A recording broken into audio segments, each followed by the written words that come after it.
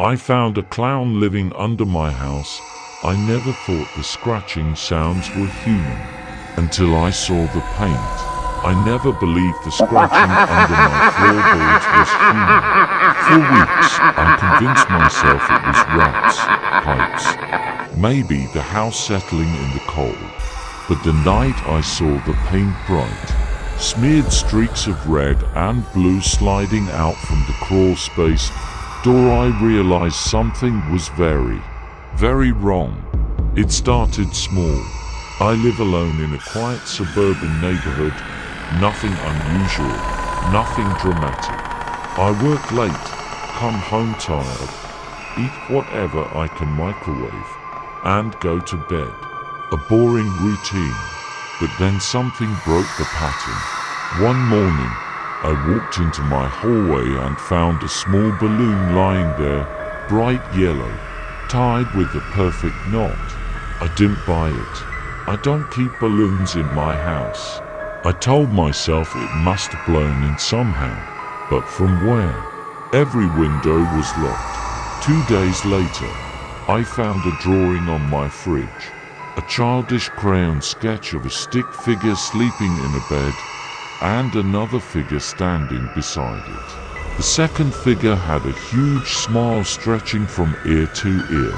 I laughed nervously and blamed my memory. Maybe someone from work dropped by with their kid, but I knew that wasn't true. Nobody had been in my house for months. The noises started next. Slow, dragging scratches under the floorboards at around 2 or 3 in the morning. Not scurrying like a mouse, more like something using fingernails.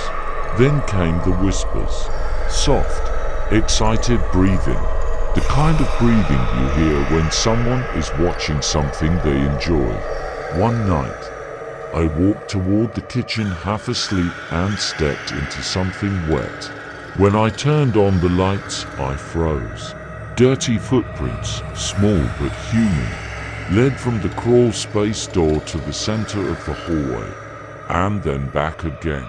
I followed them with my eyes, heart thundering in my chest, until they disappeared beneath the small wooden crawl space hatch. I stood there staring at it, feeling like the dark seam of the door was staring back. The next morning, I tried convincing myself I'd imagined the whole thing, that maybe I dragged something in on my shoes. But when I opened the fridge, I found another drawer. This one was me sitting at the table, and behind me, much closer now, was the smiling figure with a bright red balloon. I should have called someone, a friend, the police, anyone, but instead I needed answers. I waited until night fell and forced myself to sit on the floor facing the crawl space, phone recording, flashlight shaking in my hand. At first, it was silent. Then, around 2:47 a.m., a single giggle came from behind the door. High-pitched, playful, not a child's giggle, something pretending to be one. That was when I saw the paint seep out. Thick, glossy streaks of bright red, blue and white, like smeared clown makeup dragged across the wooden crack. I didn't sleep after that. The next day, I decided to open the crawl space. My hands trembled so hard I dropped the screwdriver twice. When the screws finally came out and I pulled the hatch open, a wave of cold, stale air washed over me. The flashlight shook as I pointed it inward. That's when I saw it. A nest. A sleeping bag flattened from use. Empty soda cans. Candy wrappers. Polaroid photos scattered like playing cards. And when I picked one up, my breath left my body. It was me, sleeping, taken from the foot of my bed. Another photo showed me brushing my teeth. Another me working on my laptop. Hundreds of moments, all taken from inside the house. Always from a doorway. Always from a few feet away. Something had been living beneath my home, watching me, moving around when I slept. I backed away, my heartbeat pounding in my ears. But before I could turn, something shifted deeper in the darkness of the crawl space. A soft shuffle, then a shape emerged, a pale face, almost glowing under the flashlight beam. Red circles painted on the cheeks, a huge crooked smile drawn over cracked lips, and above it all, two wide eyes staring at me without blinking. The clown didn't rush me. It didn't scream.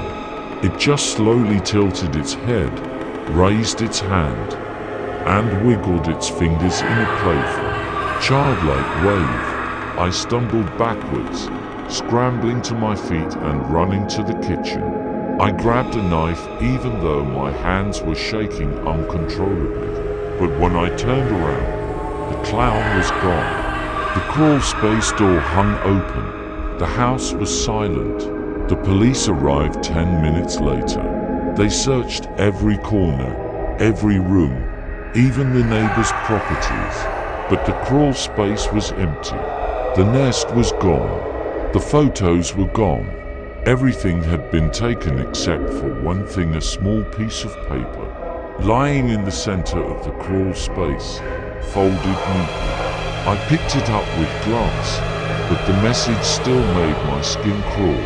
In shaky childish letters, it said, "See you soon." And now, every night when the house is quiet, I swear I still hear that same excited breathing coming from somewhere behind the walls, as if they're still here, just waiting for the right moment to come out again.